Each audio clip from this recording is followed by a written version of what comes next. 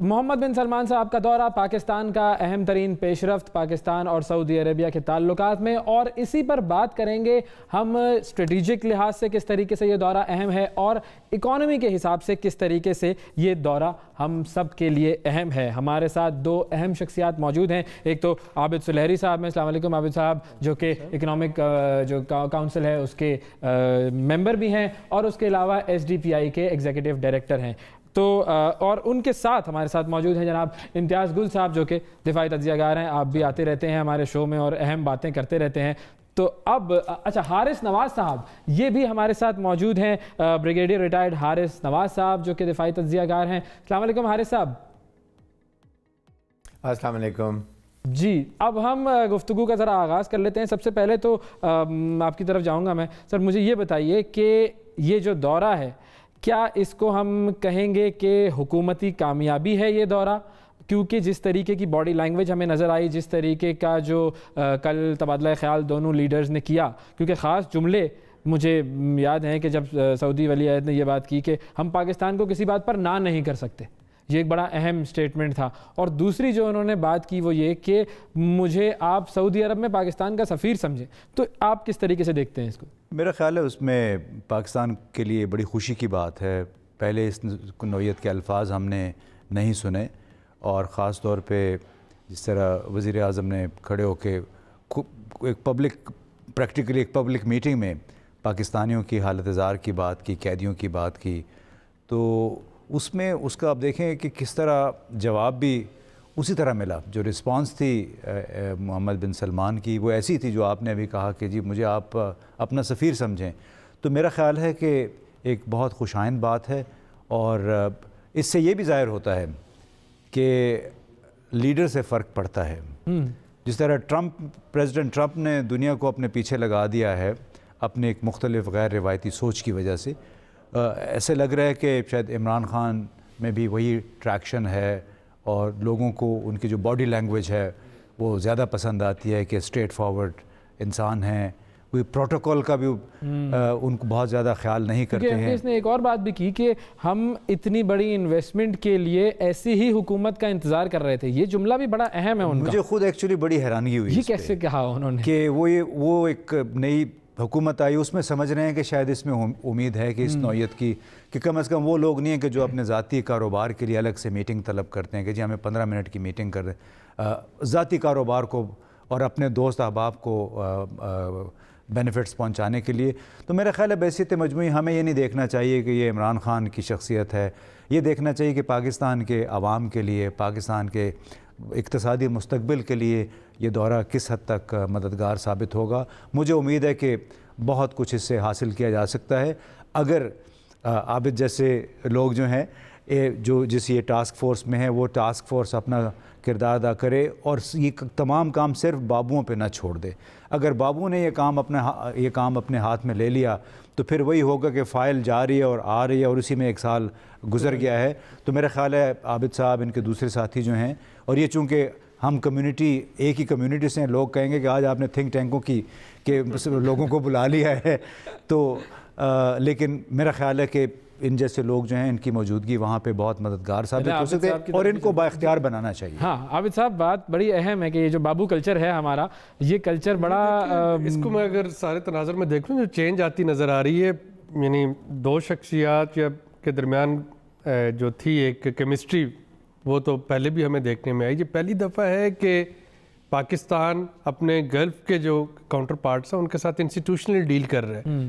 یعنی عربوں کے پاس اس طرح کا کوئی کنسیپٹ نہیں تھا کہ کوئی بھی پاکستان کی حکومت جو ہے جب وہ بات چیت کرتی ہے تو سربراہ مملکت سے آگے بھی کسی کو ملوائے گی۔ مشیر تجارت رزاق داؤد صاحب کی اور ماجد بن عبداللہ جو کہ سعودی وزیر تجارت ہیں، ان کی بات چیت آپ نے سن لی۔ ہم عابد سلیری صاحب کی طرف دوبارہ جاتے ہیں۔ عابد صاحب، آپ نے بھی سنا، اسی چیز کی طرف اشارہ کرنا چاہ رہا تھا جو کہ ابھی ہم نے گفتگو سنی۔ دیکھیے ابھی تک جو ریلیشن شپ تھے گلف کے ساتھ وہ ٹرانزیکشن نیچر کے تھے، اب یہ انسٹیٹیوشنل نیچر کے ریلیشن شپس ہو رہے ہیں، جس میں کہ جب وزرائے سربراہان مملکت آپس میں گفتگو کرتے ہیں تو فوری طور پہ وہ اپنے جو ٹیمز ہیں ان کو ڈیلیگیٹ کرتے ہیں کہ اس کو چیزوں کو آگے بڑھا سکیں۔ ادروائز یہ ہوتا ہے کہ ہائی لیول پہ تو بات چیت ہو گئی لیکن اس کے بعد فالو اپ نہیں ہو پاتا ہے. اب جب ہم نے دیکھا کہ 6-7 امپورٹنٹ منسٹرز جو ہیں وہ سعودی عرب کی طرف سے یہاں پہ موجود ہیں, ہمارے جو متعلقہ منسٹر صاحبان ہیں یا وہ ان کے ساتھ انگیج ہیں, اور اس کا نتیجہ یہ ہوگا کہ اس کا فالو اپ بڑا کوئک ہوگا.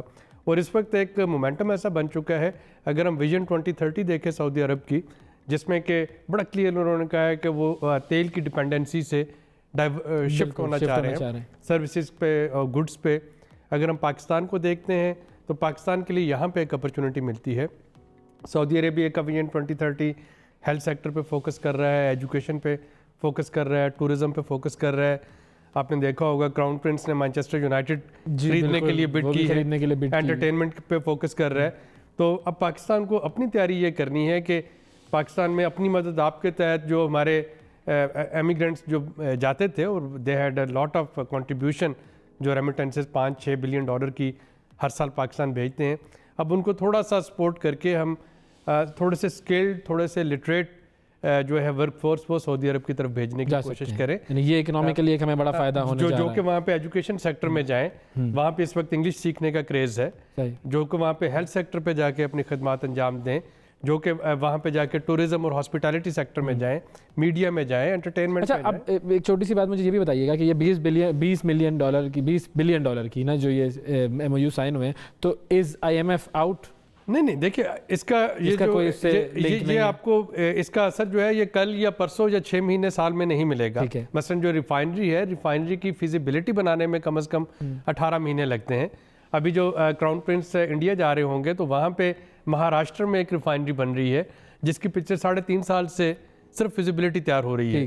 وہ فیزیبلٹی تیار ہوگی, پھر پتہ چلے گا کہ وہ $10 بلین کی ہے, وہ 12 کی ہے, وہ 15 کی ہے. میرا اپنا خیال یہ ہے کہ گوادر پورٹ میں چونکہ کافی زیادہ اٹریکشن ہے کہ ارلی برڈ ایڈوانٹیج حاصل کیا جائے, جو بھی وہاں پہ پہلے آ جائے گا اس کو فوری طور پہ مغربی چائنا کے ساتھ کنیکٹیوٹی مل جائے گی. تو شاید یہ فیزیبلٹی سوا سال میں بن جانی چاہیے. تو یہ جو مختلف MOUs ہو رہے ہوں گے, یہ اگر ہم اس حکومت کی اقتصادی پالیسی کی طرف دیکھیں تو پہلے بیلنس آف پیمنٹ کو پورا کرنا تھا, پھر as of doing business, cost of doing business کو کم کرنا تھا, اور تیسرا کمپوننٹ ہے انویسٹمنٹ. اور اس وقت ہم انویسٹمنٹ کی بات کر رہے ہیں, اور انشاءاللہ اس کے جو نتائج ہیں یہ آپ کو اگلے آنے والے 2-2.5 سال کے بعد نمودار ہونا شروع ہو. ٹھیک ہے. اچھا, ہم بریگیڈیئر ریٹائرڈ حارث نواز صاحب کو بھی گفتگو میں شامل کرتے ہیں. حارث صاحب, مجھے یہ بتائیے کہ کل جب محمد بن سلمان صاحب آ رہے تھے اور ان کا طیارہ پاکستان میں جب اس نے لینڈ کیا تو چیف آف آرمی اسٹاف بھی موجود تھے, وزیر اعظم صاحب بھی موجود تھے, اور دونوں کی جو باڈی لینگویج تھی جب وہ انتظار کر رہے تھے محمد بن سلمان صاحب کا, تو وہ بڑی ہی اچھی پازیٹیو باڈی لینگویج تھی.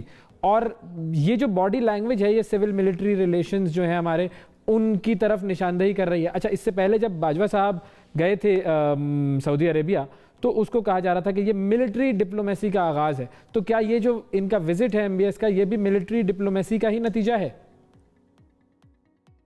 دیکھیں, اس میں ایک بات بتاؤں, بالکل ایک تو جو ہمارے لیڈر ہیں عمران خان صاحب, ان کی باڈی لینگویج دیکھیں, کانفیڈنس دیکھیں, پھر ان کی جو ایک ہے کہ کرپشن نہیں ہے اور ادھر ڈوور, یہ ساری میسیجز گئے ہیں. اس کے ساتھ ساتھ پاکستان ملٹری کا اس میں بہت رول ہے. خاص طور پہ اب ناٹ لائک کہ بیک گراؤنڈ میں کریں, جنرل راحیل شریف جو پاکستان کے سینئر ریپرزینٹیو ہے ڈیفنس کے وہاں پر موجود ہیں, وہاں کولیشن فورسز کو بھی جو وہ ایک اسلامک فورس کو ہیڈ کر رہے ہیں, ان کا بہت رول ہے. انہوں نے میرے خیال میں because he is taken as a hero in Saudi Arab میں, جو انہوں نے وار آف ٹیررزم میں کیا ہے اس کی وجہ سے انہوں نے بڑی رسپیکٹ ارن کی ہے. اور اس کے ساتھ جنرل باجوہ کا جو وزٹ تھا ناٹ اونلی سعودی عرب بلکہ یونائٹڈ عرب ایمریٹس کا بھی, وہاں بھی جو انہوں نے بات کی تھی اس سے بہت فرق پڑا ہے. تو یہ دونوں سول ملٹری لیڈرشپ کی اس وقت اتنی اچھی ایک کمبینیشن ہے اور اتنا اچھا اس کو وہ انڈرسٹینڈ کر رہے ہیں, جس سے یہ بہت مواقع حاصل ہو رہے ہیں. اور یہی وہ اپنے کراؤن پرنس نے یہ بات بھی کی کہ ہم یہ ویٹ کر رہے تھے کہ پاکستان میں نئی لیڈرشپ آتی ہے, اور یہ لیڈرشپ سے میرے خیال میں سب سے بڑا ان کو یہ ہے کہ جو پیسہ یہاں پر انویسٹ ہوگا وہ غلط نہیں ہوگا, پرسنل انٹرسٹ کوئی نہیں ہے ذاتی, اس کے بعد آپ کا بزنس انٹرسٹ کوئی نہیں ہے, آپ کا پارٹی انٹرسٹ کوئی نہیں ہے, interest is only for Pakistan. تو یہ ایک بہت خوش آئین بات ہے جس کے لیے اتنی بڑی انویسٹمنٹ آئی ہے, اور یہ ایک فرسٹ سٹیپ ہے. یہی انہوں نے کہا تھا کہ یہ فرسٹ فیز ہے. تو وی ہوپ کہ جس سے جب انڈرسٹینڈنگ ڈیولپ ہوتی ہے, بزنس کانٹیکٹ ہوتا ہے, انٹریکشن ہوتا ہے بزنس کمیونٹی کا, انڈرسٹینڈ کرتے ہیں, انٹریکشن ہوتا ہے, اس سے آنے کے لیے مواقع بہت زیادہ کھل جاتے ہیں. اچھا ایک اور چیز بتائیے گا کہ ایران کی طرف اگر ہم دیکھیں تو ایران کیسے اس ڈیولپمنٹ کو دیکھے گا؟ دیکھیں ہمیں پہلے سب سے بالکل صحیح بات ہے کہ ریجن میں بھی سٹرونگ ہونا چاہیے. ایران ہمارا ہمسایہ ملک ہے, ہر ملکوں کے اپنے مفادات ہوتے ہیں. سعودی سے جو بھی ہم بات کر رہے ہیں لیکن ہم نے ظاہر اس ڈائریکشن میں بھی دیکھنا ہے. آئی ایم شیور کہ ہمارا فارن آفس ان کو کانفیڈنس میں لیا ہوگا, بتایا بھی ہوگا, اور بلکہ یہاں تک میں کہوں گا کہ جنرل راحیل شریف جو وہاں پر ہیں کوشش کر رہے ہوں گے کہ یہ جو گیپ ہے اس کو برج کرنے کی کوشش کریں, اور یہ آپس میں کلوز ہونا چاہیے. اس ڈیوائیڈ سے فائدہ جو ہے وہ دوسرے ملکوں کو ہو رہا ہے. ویپن ایمونیشن خریدا جا رہا ہے. سعودی عرب نے 60-70 بلین ڈالر کا ایمونیشن امریکہ سے لیا ہے. پھر اس کے بعد آپ نے یو اے ای نے 26-27 بلین ڈالر کا لیا ہے. پھر بحرین, قطر اور ملک دیکھیں تو کتنا ویپن ایمونیشن خریدا جا رہا ہے. تو میرے خیال میں یہ اب یہ سوچ یہ نئی لیڈرشپ میں, ینگ لیڈرشپ میں, ینگ بلڈ میں آ رہی ہے کہ ہم نے تنازعات کو کم کرنا ہے, اور آئل کی پرائسز کم ہو رہی ہے تو ہم نے اس کو اب نئے ڈائیورسیفائی کرنا ہے بزنس کو, اور اسی لیے اب نئی اپرچونیٹیز کھولی جا رہی ہیں. اور میرے خیال میں یہ پاکستان کے لیے بہت اچھی بات ہے, خاص طور پہ گوادر پورٹ اور سی پیک کے ساتھ ساتھ جو اب نئے انویسٹمنٹس آ رہی ہیں, یہ پاکستان کے لیے ایک نیا سٹیپ ہوگا. وجہ یہ ہے کہ ہم ایک اسلامک ملک ہیں, ہم ایک نیوکلیر ملک ہیں, اور اگر ہم اکنامک ترقی کر لیتے ہیں اور جیو اسٹیٹک لوکیشن ہماری ایسی ہے کہ انشاءاللہ آپ دیکھیں گے کہ پاکستان بہت کم عرصے میں اپنے ملکی مفادات میں فیصلے کرے گا, کیونکہ جب اکنامکلی آپ ترقی کرتے ہیں تو پھر کافی چیزیں آپ کے لیے آسان ہو جاتی ہیں. جی اچھا, ہم ذرا امتیاز صاحب کی طرف جاتے ہیں. امتیاز صاحب یہ بتائیے گا کہ یہ جو سول ملٹری ریلیشنز ہیں, جو باڈی لینگویج تھی بادوا صاحب کی اور جو عمران خان صاحب کی, اور جس طریقے سے وہ فرینکلی ڈسکس کر رہے تھے, اس کو آپ کیسے دیکھتے ہیں؟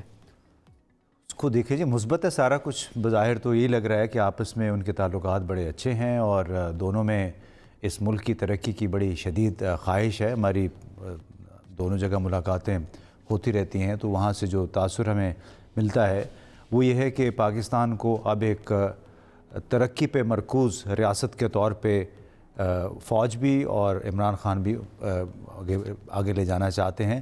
اب تک ہمیں یہ سمجھا جاتا رہا ہے کہ ایک سیکیورٹی سٹیٹ ہے. سیکیورٹی سٹیٹ اب لامحالہ ماضی میں بہت ساری غلطیاں ہوئی ہیں, فوج سے بھی ہوئیں, سیاستدانوں سے بھی ہوئیں, اس میں میڈیا نے بھی اپنا حصہ ڈالا. لیکن میرا خیال ہے پاکستان میں بہت عرصے کے بعد عسکری قیادت اور سیاسی قیادت میں ایک ہم آہنگی نظر آ رہی ہے, اور اس ہم آہنگی کی بنیادی وجہ میرا خیال ہے یہ شدید خواہش ہے کہ پاکستان کو اس اقتصادی گرداب سے نکالا جائے, جو بین الاقوامی سطح پہ پاکستان کو جن مسائل کا شکار ہے, جو کہ بھارت کی طرف سے اور امریکہ کی طرف سے ہمیں دیکھنے کو ملتے رہے, ان سے مل کر مقابلہ کرنے کی بڑی شدید خواہش ہے. اور میرا خیال ہے اس میں چین کے ساتھ ہمارے تعلقات نے بہت بڑا کردار ادا کیا ہے. چینی قیادت ہمیں بتایا گیا ہے, بار بار مشورے یہ دیتی ہے کہ آپ ترقی پہ توجہ دیں, آپ کے باقی مسائل خود بخود حل ہو جائیں گے. اب مثال وہی ہے کہ چین کا سب سے بڑا ناقد حقوق انسانی کے حوالے سے وہ امریکہ ہے, لیکن ان کے ساتھ ان کی 800-900 بلین ڈالر کی تجارت ہے. چینی ہمیں بتاتے ہیں پرائیویٹلی کہ بھارت کبھی ہمارا دوست نہیں ہو سکتا, پارٹنر, ایک ٹریڈنگ پارٹنر ہے, دوست نہیں ہو سکتا. ان کے آپس میں 90 ارب ڈالر کے قریب ہے. تو میرا خیال ہے پاکستان میں پہلی مرتبہ یہ ہوا ہے کہ دونوں طرف سے ایک بالکل توجہ کے ساتھ اس امر پہ اب کام ہو رہا ہے. اور میں تو یہ کہوں گا کہ جو متحدہ عرب امارات نے ایک ماڈل اختیار کیا, اور خود سعودی عرب نے بھی, وہ یہ ہے کہ آپ کے پاس اگر اپنی ایکسپرٹیز نہیں ہے تو ٹیکنوکریٹس کو, جو اپنے اپنے شعبے کے ماہرین ہیں, ان کو لا کے آپ با اختیار بنائیں, ان کے حوالے کریں منصوبہ بندی کا, ایکسیکیوشن کا کام. ہمارے ہاں جو ہمارے ڈی ایم جی گروپ ہے وہی منصوبہ ساز بھی ہیں اور وہی مینجمنٹ بھی کرتے ہیں, اور اپنے جو پلاننگ کمیشن رجیم ہے اس کے مطابق وہ کام کرتے ہیں, جس کی وجہ سے پاکستان کا یہ حال ہوا ہے. تو میرا خیال ہے کئی ملکوں نے یہ کام کیا ہے کہ باہر سے, اور ہمارے بے شمار ٹیکنیکل ایکسپرٹس ہیں جو کہ یورپ میں, امریکہ میں کام کر رہے ہیں بڑے بڑے منصوبوں پہ, انہیں یہاں پہ حوصلہ افزائی کرنی چاہیے کہ آئیں اور یہ جو ہمارے مواقع پیدا ہوئے ہیں ان سے آ کے کماؤ کو وہ فائدہ اٹھائیں. اچھا عابد صاحب ایک چیز یہ بتائیے گا کہ اب سعودی عرب آ گیا, UAE کا انٹرسٹ ہے, اور کون کون سے ملک ہیں جن کی طرف پاکستان دیکھ رہا ہے, اور کہاں کہاں سے ہمیں ایکسپیکٹڈ ہے کہ اس طرح کی ہم اکنامک ٹائز ان سے ڈیولپ کر لیں گے؟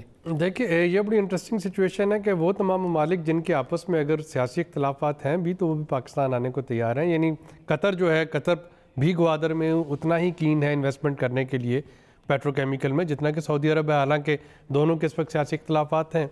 ٹرکی جو ہے, ٹرکی بھی اتنا ہی کین ہے پاکستان میں آنے کے لیے جتنا کہ سعودی عرب ہے. اور یہ اگین اس چیز کی غمازی کرتا ہے کہ پاکستان نے جو اپنی نان الائنڈ فارن پالیسی جو ہے اس کو بڑا سکسیسفلی اس وقت ایگزیکیوٹ کر رہا ہے. تو اس وقت اگر ہم فوری طور پہ دیکھتے ہیں جو لو ہینگنگ فروٹس ہمیں نظر آتے ہیں تو نہ صرف یہ کہ آپ کے پاس متحدہ عرب امارات, قطر, سعودی عربیہ, ٹرکی جو ہے, ٹرکی پاکستان میں آنے کے لیے تیار ہے, ملائیشیا جو ہے وہ پاکستان میں آنے کے لیے تیار ہے.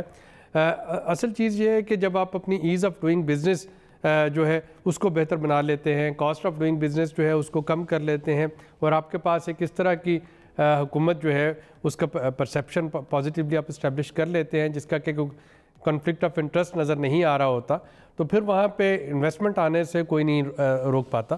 اور مجھے دروازہ جو ہے وہ کھل گیا ہے, دروازہ کھل گیا ہے, اور یقیناً اس وقت جو ان ایکسپلورڈ سیکٹر اور میرا خیال ٹورزم میں بہت گنجائش ہے. اور کل دونوں سربراہان مملکت میں اس کا ذکر بھی کیا, عمران خان صاحب نے بھی اس کا ذکر کیا.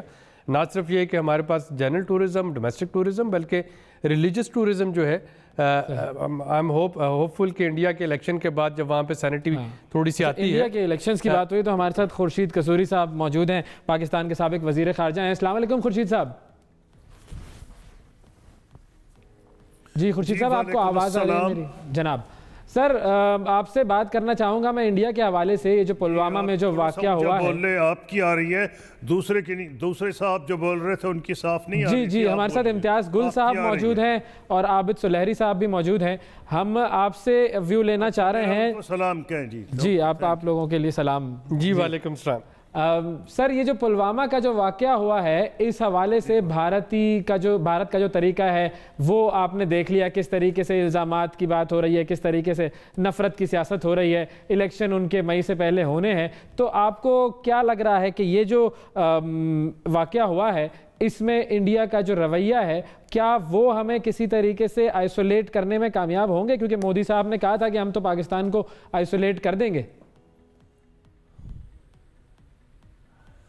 آئسولیٹ مودی صاحب تو نہیں کر سکتے. اگر ہم اپنے آپ کو کرنا چاہیں تو کر سکتے ہیں, اور ہم تب کر سکتے ہیں کہ اگر ہم غلط پالیسیز اپنائیں. پہلی بات تو یہ ہے کہ ہندوستان نے جو چارجز لگائے ہیں ان کو ہمیں انٹرنیشنل کمیونٹی کے سامنے سیریسلی ایڈریس کرنا چاہیے, اور اس کے بہت سے طریقے ہیں. پہلی بات یوں ہے اس سلسلے میں کہ ہم فارن آفس تو تمام سفیروں کو جا کے بلا رہا ہے. پہلے انہوں نے P5 کو بلایا, پھر یورپین یونین, پھر دیگر سفیروں کو بلا رہے ہیں. میرا اپنا یہ خیال ہے کہ فارن منسٹر تو ایفرٹ کر رہے ہیں, میونخ گئے تھے.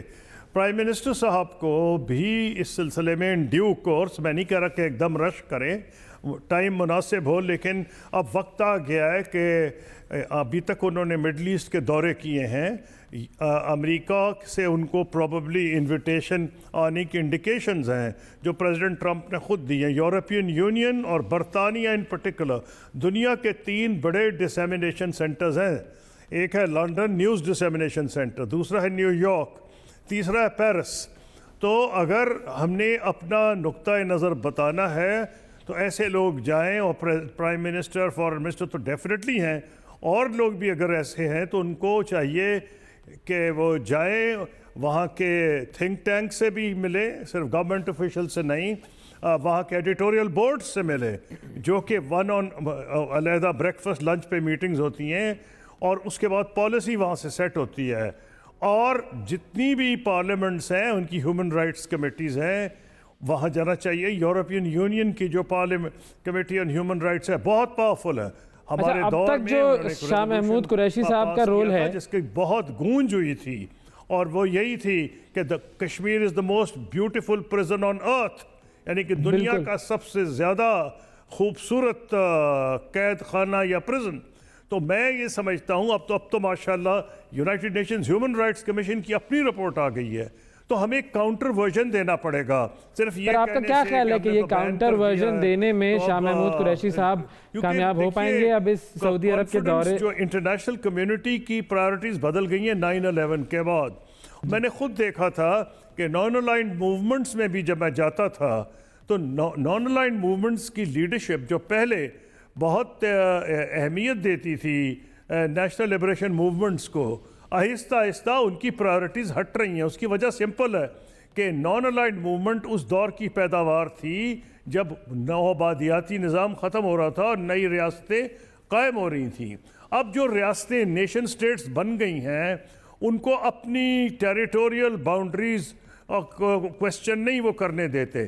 تو اس لیے ہمیں جب تک بتائے نا کہ یہ کیس نارمل نہیں ہے، سر آپ کو میں یہاں پر روکوں گا. ایک اور اہم جو ڈیولپمنٹ ہونے والی ہے آج وہ انٹرنیشنل کورٹ آف جسٹس میں کلبھوشن یادو کا کیس ہے، وہ بھی سٹارٹ ہو رہا ہے. تو اس کے حوالے سے تھوڑا بتائیے کہ اب اس راؤنڈ میں کیا پاکستان حتمی کامیابی حاصل کر لے گا اس کیس میں؟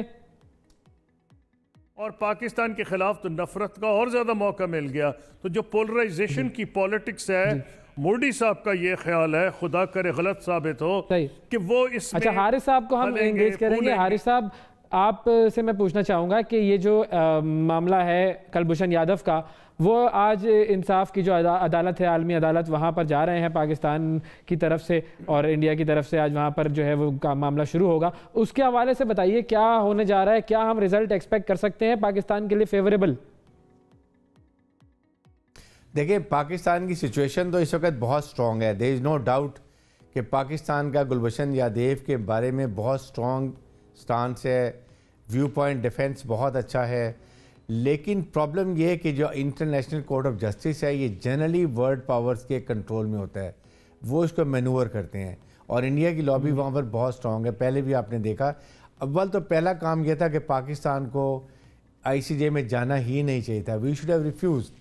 اگر دو ملک متفق نہیں ہوتے ہیں تو انٹرنیشنل کورٹ آف جسٹس جو ہے اس میں آربیٹریشن نہیں کر سکتا. تو ہم کیوں گئے، ہم کیوں یہ اس طرح کی ہم جو ہے وہ خوش اخلاقی کا مظاہرہ کرتے ہیں؟ کیا ہوا ہے جی. تو اب اس میں مین بات یہ ہے کہ دیکھیں اس میں میں پوچھ رہا ہوں کہ ہم کیوں، وہ یہ کہ وہ بات کریں جاسوس، Geneva convention. He is not a جاسوس، ہی از اے ٹیررسٹ، دہشت گرد ہے. اس نے پاکستان میں دہشت گردی کی ہے، پاکستان میں اس نے سیپریٹسٹ موومنٹ کو سپورٹ کیا ہے. ہمارے پاکستانی اچھا میں کسوری صاحب کا بھی ورژن اس پر لینا چاہوں گا. سر کسوری صاحب یہ بتائیں گے کہ یہ ہم کیوں گئے انٹرنیشنل کورٹ آف جسٹس میں، کیا ہم اتنی خوش اخلاقیاں کیوں کرتے ہیں اور بعد میں پھر وہاں سے اسٹے آرڈر مل جاتا ہے کہ جی آپ ایگزیکیوٹ نہ کریں کلبھوشن کو؟ ذرا آپ دوبارہ بات کریں گے؟ یہ جو سوال ہے میرا وہ کلبھوشن یادو کے حوالے سے ہے. انٹرنیشنل کورٹ آف جسٹس میں ہم کیوں گئے اور وہاں سے اسٹے آرڈر مل گیا تھا اس کی ایگزیکیوشن کے حوالے سے انڈیا کو، تو اب ہم کیا اس میں کوئی پازیٹیو ڈیولپمنٹ دیکھ سکتے ہیں؟ دیکھیے آپ نے کہا ہم کیوں گئے. فارن آفس میں خود ایک لیگل ڈپارٹمنٹ ہے headed by an additional secretary general. Additional secretary ہوتے ہیں اس میں، اور وہ ہوتے ہی لا ایکسپرٹ ہیں انٹرنیشنل لا کے. پھر اس معاملے میں کیونکہ میں تو صرف وزیر خارجہ نہیں ہوں، گورنمنٹ نے کنسلٹ کیا ہوگا انٹرنیشنل لا کے جو ماہرین ہیں پاکستان میں، اور 3-4 بہت اچھے لوگ ہیں اس سلسلے میں سرٹن ہوں، ان کو کنسلٹ کیا گیا ہوگا. اب یہ کیوں انہوں نے فیصلہ کیا ہے، یا تو وہی سمجھتے ہیں کہ ان کے پاس بہت کلنچنگ ایویڈنس ہے. یہ ٹھیک ہے کہ اس کی بائنڈنگ نہیں ہوتی جو ججمنٹس ہیں. ابھی ریسنٹلی چائنا نے بھی ریفیوز کر دیا تھا